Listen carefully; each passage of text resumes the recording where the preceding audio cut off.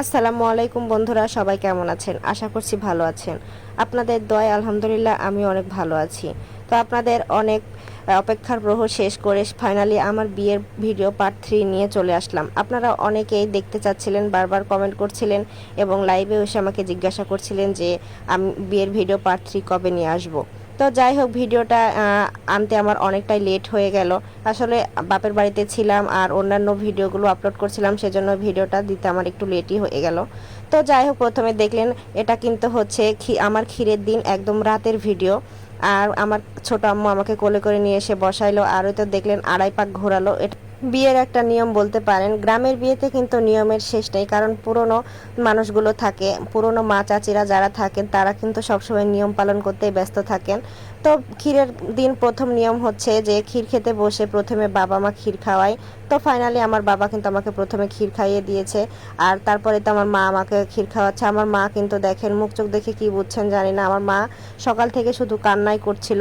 আর আমারও খারাপ লাগছিল, আমারও তো প্রচুর কষ্ট হচ্ছিল, কারণ আমি তো বুঝতে পারছিলাম আর একদিন পরে আমি এই আপনজন, এই বাড়ি ঘর সব কিছু ছেড়ে চলে যাব। তবুও বুঝতেই তো পারছেন, প্রেমের বিয়ে, মনের ভেতরে একটু আনন্দও কাজ করছিল। তো যাই হোক, এ তো ক্ষীর খাওয়ানোর পর্ব শুরু হয়ে গেছে। আমার আব্বা আম্মা খাওয়ানোর পর থেকে একে একে খাওয়ানো শুরু হয়ে গেছে। তখন তো খুব বেশি খেতে পারতাম না, একটু খাইলেই আমার খুবই প্রবলেম হতো। এই তো দেখেন একে একে সবাই খাওয়াচ্ছে। আর ক্ষীরের অনুষ্ঠানে কিন্তু সবচেয়ে বেশি ভালো লাগে এই তো শালি দুলাভাইয়ের খুনসুটিগুলো দেখেন, মানে কি পরিমাণে তারা খুনসুটি করছে। পুরনো ভিডিওগুলো দেখলেও না সেই দিনগুলো খুবই মনে পড়ে। তো এবার আমার ভাবি আমাকে ক্ষীর খাওয়াচ্ছে। আমার ভাবি কিন্তু বিয়ের আগ থেকে আমার খুব ফ্রেন্ড। এদিকে আমার মা আর আমার আব্বাকে ক্ষীর খাওয়াতে এসে আমার এক ভাতিজা লুঙ্গি এবং শাড়ি গিফট করেছে এবং পরিয়েও দিল। আর এবার আমাকে মালা পরাচ্ছে, মানে কি এক বিষয়। আসলে গ্রামের বিয়েগুলো না, আপনি যতই ইয়ে করেন যে অনেক প্রাণোচ্ছল হয়, অনেক হাসি খুশির হয়।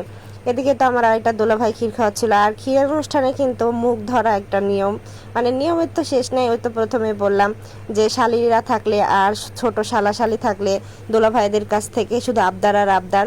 তো তারপরে তো দেখেন এটা হচ্ছে নানি, মানে আমার নিজের নানি বেঁচে নাই, আমার হচ্ছে ছোট আম্মুর মা। তারপরে একে একে এবার আমার ফ্রেন্ড সার্কেলের পালা। এরা হচ্ছে আমার বন্ধু, আমরা একই সাথে পড়াশোনা করেছি। এবার তারা আমাকে ক্ষীর খাওয়াচ্ছে আর আমাকে মানে মুখের কাছে নিয়ে যাচ্ছে, ঠকাচ্ছে আর কি। খুবই আনন্দ হচ্ছিল।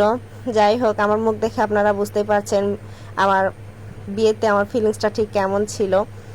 তো ক্ষীরের অনুষ্ঠান প্রায় কিন্তু ক্ষীর খেতে খেতে 12টা একটা বেজে যায়। আর গ্রামে কিন্তু রাত 12টা একটা মানে অনেক রাত। আর এবার আমার ভাবি চলে আসছিল খাওয়াতে। তারপরে ফাইনালি আমার ক্ষীর খাওয়ানোর পর্ব প্রায় শেষ। এবার আমার খালা আমাকে ক্ষীর খাওয়ায় তো হলুদ কাপড় গিফট করলো। আর জানেন, গ্রামের বিয়েগুলোতে না ক্ষীর খাওয়ানো অনুষ্ঠানে শুধু হলুদ কাপড় গিফট করে। এগুলোকে বলা হয় হলুদ ভিজারি। এগুলো নাকি দিতে হয়, কেউ না কেউ দিয়েই থাকে। তো ক্ষীরের পর্ব শেষ করে তো ফাইনালি রাত 12টার পরে 1টার দিকে নাচ গানের পর্ব শুরু হয়ে গেল। তো যাই হোক, আজকের ভিডিওটা এ পর্যন্ত। সবাই ভালো থাকবেন, সুস্থ থাকবেন, পরবর্তী পার্ট আসবে।